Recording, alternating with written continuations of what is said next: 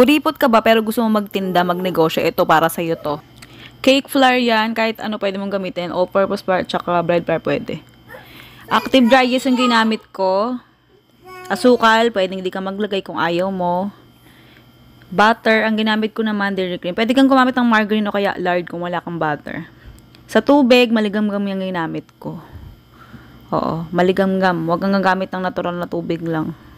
Kasi active dry yeast yung ginamit natin. Tapos masahin mo lang mga 1 minuto, pwede na yun. Gamit ka ng gloves para hindi ganong kadungisan yung kamay mo. Pero kung walang pambiling gloves, maghugas ka na lang ng kamay mo tapos direkta mo ng masahin yan. Oo, walang kaso doon.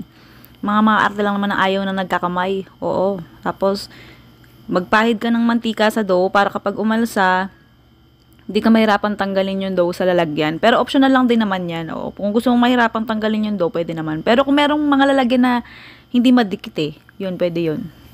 Takpan mo, paalsahin ng 20 minutes, pwedeng hanggang 1 oras sa 15 minutes. Kung marami kang ginagawa, ganun. Tingnan nyo. Mga 15 minutes ko itong pinalsay. Ayan, kaya ganyan. Alsa-alsa siya. Budbud ka ng konting harina dyan sa kneading board mo para di ganun dumikit kapag minasa mo ulit. Pag minasa mo, mga 1 minuto, carry na yun. Pero kung sinisipag kang magmasa, sige, hanggang 5 minuto, carry pa yan. Wag mo nang mamasahin ng sobra-sobra kasi di maganda. Di mo kailangang masahin hanggang sa maging elastic o kuminis. Kasi okay pa rin naman yan. Aalsa pa rin yan pagka niluto mo. Tapos hatiin mo mga 32 pieces. Sa paghati niyan, depende sa kung ganong gusto mong hati dyan. Basta hatiin mo 32 pieces. Pero kung gusto mo mas marami magawa, sige, liitan mo pa. Kaya lang, sobrang liit naman na yun. Kasi itong hati na to, sakto na yung laki niya Pero kung gusto mo mas malalaki naman yung gawin mo, di konti lang magagawa mo. Ganon. Yung listahan ng recipe tsaka costing, nasa dulo ng video. Nandun na yung kung magkano yung pwede mong kitain sa loob ng 1 araw, 1 buwan, tsaka 1 taon. Idea lang naman yun, oo. Siyempre, hindi naman sigurado na 32 pieces lang matitinda mo sa 1 araw. Sigurado higit pa dun. Kaya yung yung costing ko, sigurado, mas malaki pa rin yung kikitain mo. Hindi yun OA. Ayan, kuha ka ng 1 piraso, pagulugin mo sa kamay mo, o kaya sa kneading board. Pagkatapos, kapag napahaba mo na, pabilugin mo siya ng ganyan, pagulungin mo siya ng magkasalungat na direction, ganyan. Katulad ng ginagawa ko sa video. Para kapag pinilipit mo siya, ganyan, diba? I-fold mo, tapos pag ipipilipit mo. Pag pinilipit mo, hindi siya babalik sa dati niyang, shape, ganun. Basta, ganun. Kasi merong matigas na ulo na doon. Ayaw pumilipit, ayaw sumunod, kaya kailangan mo siyang pilipitin bago mo pilipitin ng husto. Ganun. Ewan ko kung nag-gets yung ibig ko sabihin. Basta ganun yun. Meron kasi mga nahihirapang gawin tong pilipit na to pero video-video tong ginagawa ko. Pero pwede mo tawagan din pilipit to. Kasi parang pagkakaalam ko, pagka pilipit, matigas yung malagkit ang gamit dun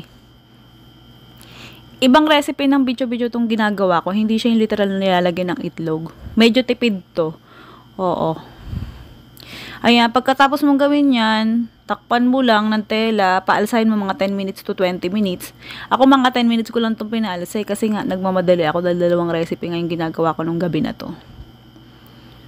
Kung may ginagawa ka pa, pwede mo pa siyang paalsahin hanggang 30 minutes, 40 minutes, ayan.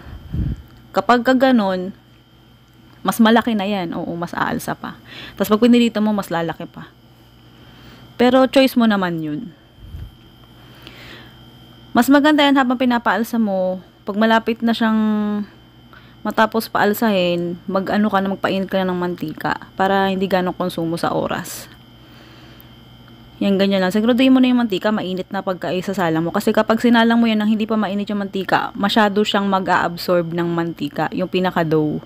Baka puro mantika na kagatin mo, pagka kinain mo yan unang kagat, mantika agad. Baka ganun lang mangyari.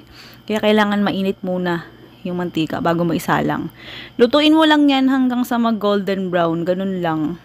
Ang tigas ng ulo na niluluto ko. Diba? Ayaw sumunod. Ayaw bumaliktad. Kaya, ayan. Mas maganda kung gagamitin mong pambaliktad dyan itong tong. Ganun.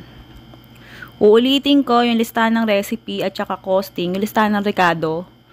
Nandoon sa dulo. Kung tinatamad ka ng panoorin to, na-curious ka na, naiinip ka na, i-forward mo na lang. Pwede namang i-forward. Huwag mo nang intayin mainis ka, 'di ba? Yan, tak-tak mo lang kapag hinango mo.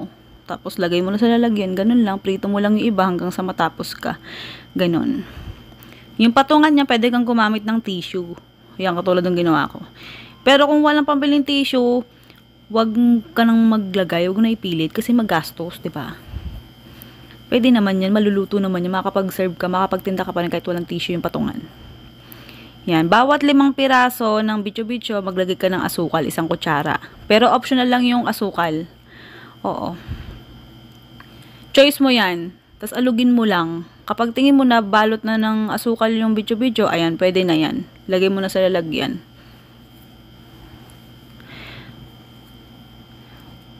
Ako sa sa case ko, ang pinili kong gawing coating yung icing sugar o powdered sugar. Iba naman confectioner sugar ang tawag doon.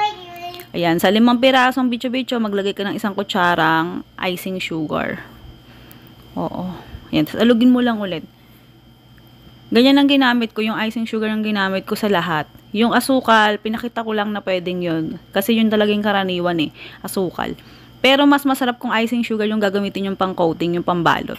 Oo, kasi kung mas kumakapit talaga siya. Di tulad ng asukal, pagka inalog mo na nga, di pa rin masyadong makapit, nalalaglag pa. 'Di ba? Hindi tulad nitong icing sugar, pagka inalog mo, pag kumapit siya sa bicho-bicho, ayan, magi-stay na talaga siya, ganyan. Ayan. Pakita ko lang sa inyo, malambot naman itong tinapay, oo, pero mas makunat siya kaysa sa literal na nilalagyan ng itlog. Oo. Yan, sa mga gustong subukan to, sa mga gustong tikman, nasa dulo ng video yung recipe, ha? Kasunod na nito, ayan na. Sige na, goodbye, good luck, love you.